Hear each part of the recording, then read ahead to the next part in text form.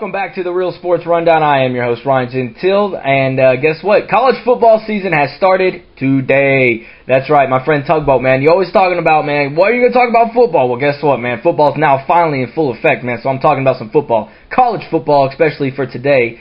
You know, it started Thursday, but a lot of teams start today, like Texas, Florida, Oklahoma, all the powerhouse teams, man, they start today. A couple teams did start Thursday night. We'll get to that here in a second. But first thing I got to mention is go ahead, hook 'em horns, double hook 'em, national championship game. We're going against Florida. That's my prediction. I'm going to go ahead and say it right here, right now.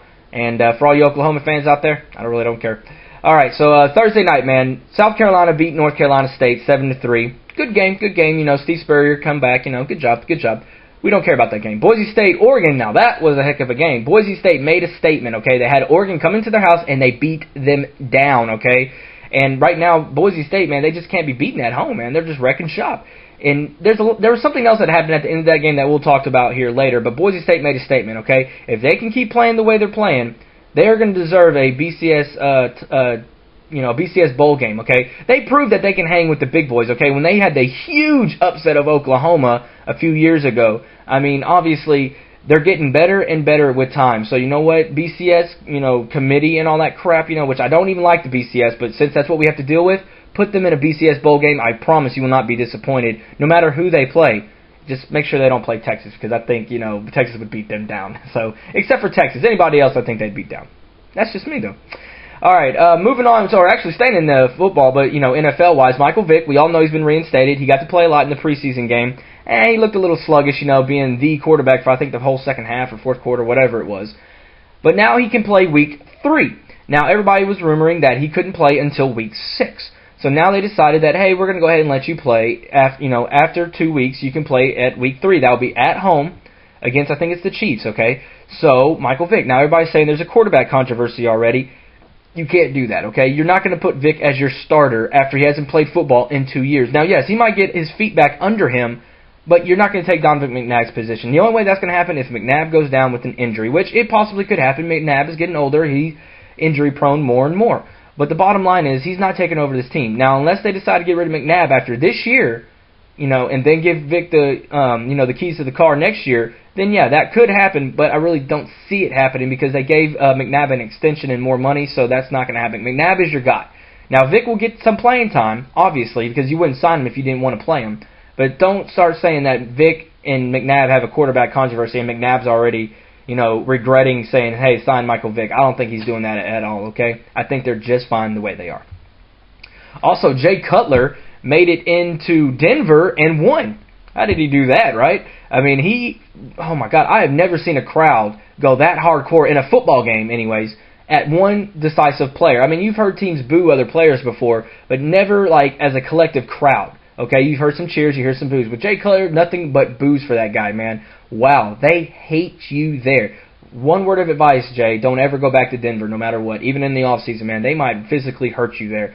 Stay in Chicago, in the crappy North, where you're not going to win anything there, but, hey, at least you're out of Denver, right? And then Brandon Marshall's rumored to be going to the Jets, and so now that crybaby might be getting out as well, so we'll have to wait and see how that turns out. But Jay Cutler made it into Denver. He won. Yeah, it was a preseason game, but he handled it with poise.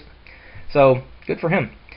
And also, Brett Favre news. That's right, man. We can't talk about the show without some Brett Favre news. But it's not about his playing. Well, it's not about how he played. It's about what he did illegally. He did an illegal crackback hit on Texans player Eugene Wilson. He was in a little wildcat formation, tried to lay a block, dove at Eugene's knees.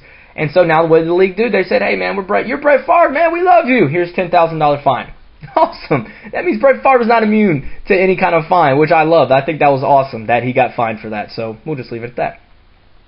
All right, we're going to move it on to some baseball news now quickly. The final month of the season, a lot of races heating up. Wild card race between the Rockies and Giants getting very interesting. The Los Angeles Dodgers made a couple of trades that are going to help them probably win that division and make a push for the playoffs. They got Jim Thome and John Garland in a trade. Jim Thome, his first at-bat as a Dodger, cracked a double, scored a run. In his first at-bat, cracked a double to right center field. So, Thome will help them, Garland will help them, Dodgers making a push, made a right move with those two players. So, how will that work? We'll have to wait and see, but right now, the Dodgers doing a good job of padding that lead a little bit now in the NL West after the Rockies gave them a little bit of a scare.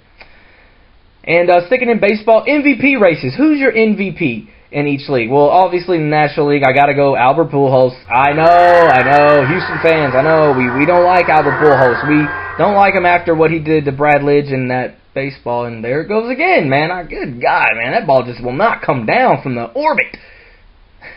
But Albert Pujols, but no, we respect is due, man. Albert Pujols is the best player in baseball right now, okay? Nobody can beat him. Now, Chelsea, my friend, she lived in St. Louis. She now lives down here in Houston. She said she didn't like my booze. I'm sorry, Chelsea, but I have to do it. I'm a Houston fan, man. I can't not do that. But I will give respect where respect is due. The Cardinals are on a tear right now. They're getting better. Carpenter, Wainwright, everybody, man. John Smoltz has been pitching lights out for them. I mean, who would have thought that would happen after the way he got beat up in Boston in the American League East? But, of course, then again, that's the American League East. This is the National League, completely different scenario. So, John Smoltz, man, he might help them win another title, man. So, Chelsea, there you go. They might win another title. I said might. I'm not saying they are. I'm waiting to see who makes the playoffs, and then I'll make my predictions then. But right now, St. Louis looking like they're going to contend with the Dodgers maybe to go to the World Series. But, hey, Philly's still in it too, man. They've been struggling as of late. Cliff Lee's been struggling as of late. Houston, my boys, the Astros. Yeah, that's right. My Astros right here. We tore them up. Beat them 7-0 the other night. Woo! But anyways. But now it's the American League. Now this is where the controversy comes into play. The American League, people are saying Joe Mauer deserves the MVP, but people are saying, well, if his team starts falling out of the race more and more, why give him the MVP? Why not give him the MVP? Okay, I understand most valuable player. Everybody thinks it has to be a guy on a playoff team. Now with Albert Pujols, that's just a given deal, man. He's been the best player in the National League all season long. Joe Mauer's been the best player in the American League, hands down. Baseball is not, it's a team sport, okay? So Joe Mauer could put up great numbers, but just because his other guys around him he's doing everything he can, obviously. There's not been a single person in that American League that has been tearing up the ball like he has that I feel like, okay, he deserves the MVP right now. So I believe that Joe Mauer deserves the MVP regardless of where his team finishes. Now, you can sit there and argue with me all you want, but they gave the MVP to Alex Rodriguez, I think it was in 2003 or whatever year, 02, 03, somewhere around there. Gave him the MVP, and his team was in dead last. The Twins aren't even in dead last. They're like in second right now. So it's not like they're the worst team in baseball like the Rangers were. The Rangers were the worst team in baseball, and they gave it to A-Rod, who was on steroids at the time. So he won the MVP cheating. So give the MVP to Joe Mauer. He deserves it.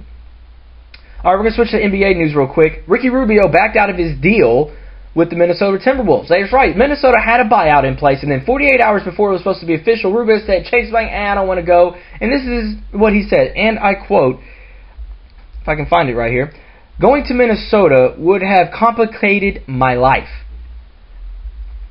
I don't get that. How would it complicate your life, my friend? Okay, I think he's just pissed off that he didn't go to New York, Chicago, L.A., any of those big market teams. That's what I believe what made him upset. He wanted to go to a big market team, and then he went to a small market team, not a really good team in Minnesota, and he changed his mind. So Ricky Rubio, don't tell me, oh, it complicated my mind. Just say, you know what, I didn't want to play for Minnesota, so I don't want to go. Just say that, man. Don't tell me a load of crap. It's called, did you see that? Keep flashing it, man. Okay, we're talking about the Boise State-Oregon game, and LeGarrette Blount, the running back from Oregon, sucker punched a Boise State player as the teams were coming to shake hands and at the end of the game. Now, the Boise State player did tap him on the shoulder pads and say something to him, and then when he turned his face to look at the coach as his coach was grabbing him, Blount sucker punched him right in the jaw. I mean, look at the picture, man. He cold clocked him, man. What in the world? And then he had to be restrained from going after fans. He lost his mind, which he admitted to and he apologized for. But I'm sorry, you screwed up, my friend. If you just would have punched that guy and then went to the locker room, maybe you wouldn't be suspended for the whole year and your college career would be over. But now it is. So you done screwed up. So now the NFL, supposedly the rumor was you had been a second, third round pick. Now people are saying you might go undrafted after this, which I don't blame them. Why would they draft you? So, and on a quick note, my Nacogdoches Dragons, I called the game, won by 1 point. Once again, another squeaker. Big game next week against Lufkin. Home game, baby. Can't wait for that one. All right, well, that's going to do it for this week's edition of the show. Make sure you tune in next week, talking NFL, more college football. Everybody have a great time. See you later.